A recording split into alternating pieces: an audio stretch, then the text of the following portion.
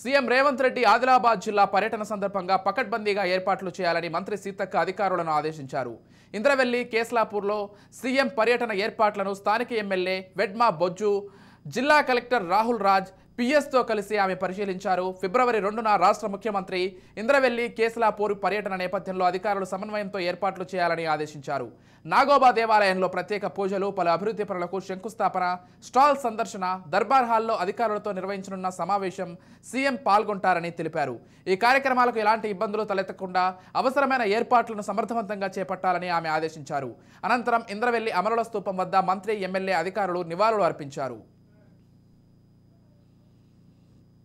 మరణించినటువంటి ఆదివాసీ అమరవీరుల యొక్క స్మృతి వనాన్ని కూడా ప్రకటించి అక్కడ చనిపోయినటువంటి కుటుంబాలకు సంబంధించినటువంటి వివరాలతో కూడినటువంటి వాళ్ళకు కావాల్సినటువంటి ఏర్పాట్లను కానీ అదేవిధంగా ఉద్యోగ ఉపాధి అవకాశాలకు సంబంధించింది కూడా ఒక స్పెషల్ జీవోను కూడా తీసుకురావడం జరుగుతుంది.